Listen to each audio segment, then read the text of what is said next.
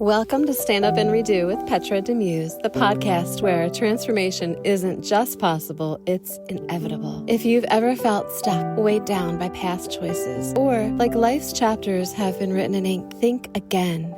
Here, we believe every day is a fresh page, and you hold the pen. We're diving deep into real stories, bold insights, and life-shifting strategies to help you stand up, shake off the old, and rewrite your narrative with power and purpose. Ready to rise? Let's get started. I'm sitting on top of a mountain, somewhere along Skyline Drive. Honestly, I don't even know what mountain it is. I'm 55 years old, sleeping in the back of my truck, and as I sit here tonight, I can hear the wind circling up the mountain. My side windows are open, and every once in a while, a gust comes through and rustles everything around me. It's one of those sounds that most people never hear. You don't hear it when you're driving through the mountains. You don't hear it when you're hiking. You don't even hear it when you're stopping at an overlook. You hear it when you're sleeping on top of a mountain.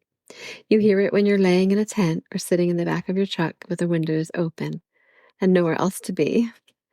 And as I listened to that wind tonight, suddenly I wasn't 55 years old anymore. I was 30. I was on top of the North and South Mountains in the Catskills with my second husband and my 3 children, sleeping in a tent in the snow. But I was listening to that wind coming, swirling up the mountain. And then just as quickly, I remember being 15 years old, camping with the church youth group and hearing the same powerful sound of the wind just whipping around and coming up the mountain. And it made me realize something. We're not different people when we get older. We're still us. We still have dreams, we still have fears, and we still have things we're trying to learn. We still have wounds we're trying to heal. And sometimes we still have mountains we're trying to climb. Today I'm going to talk about 2 things, rumination and moving forward. Because I think there's a season for both. And I think I've spent the last year learning the difference. One of the things I've learned recently is that there's actually a difference between reflection and rumination. Reflection helps us learn, and rumination keeps us stuck. Researchers have studied rumination for years, and they found that when we repeatedly replay painful experiences, losses, regrets, betrayals, or mistakes without moving toward acceptance or action, our brains can stay trapped in a stress response. That is mortifying. In other words, our minds can keep reliving the injury long after the event itself has passed.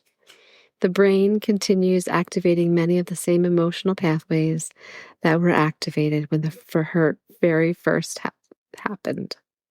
That's why sometimes we can think about something that happened years ago, and we can still feel it in our chest. We still feel the sadness. We still feel the anger. We still feel the loss.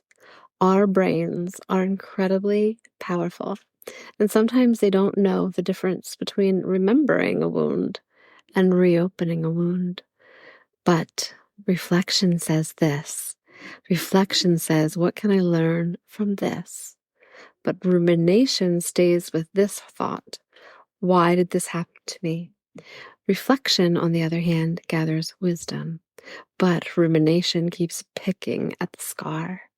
And I think there are seasons in life when we definitely need both, because healing isn't always immediate. Sometimes we have to stop. Sometimes we have to look backward. And sometimes we have to understand what happened before we can even consider moving forward. That was the year of 2025 for me. 2025 was a healing year. I had a heartbreak that forced me into counseling, and that heartbreak opened doors to wounds I didn't even realize were still there. Wounds that had connected me to loss, wounds that had connected me to guilt, and wounds that connected me to a horrible grief. My father died, my ex-husband had died, and relationships I thought might become something meaningful ended painfully. And as I sat in counseling, I realized I wasn't just grieving one thing. I was grieving many things. Some of them were decades old. For the first time, I gave myself permission to look at those wounds, to acknowledge them, to understand them, to stop pretending that these wounds didn't hurt. And honestly, it was one of the most important years of my life. Not because it was easy, but because it was necessary. Sometimes healing requires us to stop running. Sometimes healing requires us to sit quietly in the truth. But eventually something else has to happen. Eventually the wound needs to close. You don't heal a cut by reopening it every day. Ouch. You don't heal a scar by scratching it forever. Ooh, no. At some point, you let the healing happen. You carry that lesson, and then you can move forward. A few weeks ago, I spent a week working from my friend's home in Knoxville. She's one of those friends who truly loves me. The kind of friend who sees you, well, who sees me clearly, but you know the friend that sees you clearly. The kind of friend who isn't impressed by a story that I might tell or a story that you might tell. The kind of friend who tells you the truth. And since she said this to me that week, it stopped me dead in my tracks. She pointed out how often I talk about doing things for other people, and how often my goals revolve around helping someone else. How often I make major life decisions based on another person's desires, needs, or interests. And how often I spend money on other people, and how often I make sacrifices for other people. And these aren't bad things. But I think if you don't do the same things for yourself that you do for other people, that's when it's not so great. She reminded me specifically about a trip I took a while ago when I was with a person who was someone I wanted to impress. Got this amazing, expensive place in Napa and spent a lot of money on a room that maybe I wouldn't have spent that much money on myself. But because that person was with me, I just wanted to make everything so special for them. I wouldn't have normally spent that much money on me at all, but I wanted the experience to be wonderful for that person. I wanted that person to feel very loved, and I wanted that person to feel very special. And then she looked at me and she said, Petra, why are you willing to do that for that person, but not for yourself? And I didn't have an answer because she was right. I realized I had spent years creating or trying to create a very nice experience or a good experience for another person, for people who I loved. But I wasn't working on creating beautiful experiences for Petra. I realized I had become very comfortable giving myself the leftovers and feeling guilt if I spent too much money or did too much stuff for myself. So I spent it on someone else. I hesitate often to spend it on myself, but I would encourage someone else to do what they needed to do for themselves. And I criticize myself all the time. I would extend grace to someone else, but I'd hold grace away from myself. And that realization changed something in me, because moving forward isn't just about letting go of the past. It's about embracing the person you are becoming. This year, I told my boss something during one of our one-on-one meetings. In 2025, I told her my goal was managing my time.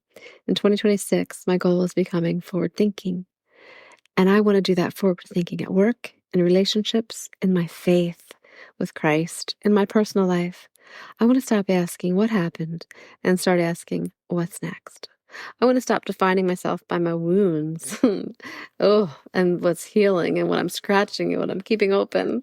But I want to stop that, and I want to start building my future from wisdom. And the goal isn't that you forget your past forever. The goal is to stop living in the past. And maybe that's where you are right now. Maybe you're 25, maybe you're 55, maybe you're 75, maybe life knocked you down. Maybe you're grieving, or maybe your heart is broken. Maybe you are confused or carrying guilt. Maybe you're carrying regret. If that's you, I want you to hear this and give yourself grace. There's something that you need to hear, and this is it. A season is for healing for you. There's a season for reflection for you. This is the season for understanding what happened. But there's also a season for moving forward. So take the wisdom, Leave your wound behind. Take the lesson with you, but leave your shame behind. Take the growth, but leave the guilt behind. And if you don't know how to do that, start where I started. Bring it to God. There were many moments over the last year when I simply looked up and said, Lord, this is so much bigger than me. I don't know how to carry this anymore. And somehow, little by little, He carried it for me. It didn't happen overnight. It didn't happen magically, not even instantly, but faithfully, slowly, and patiently, like a surgeon stitching together a wound, like cocoa butter on my scar, like healing that happens one day at a time. And tonight, sitting on this mountain, listening to this wind, I feel something I haven't felt in a long time. I feel ready. I don't feel perfect, and I do not feel finished. I don't even feel healed from everything, but I certainly am ready.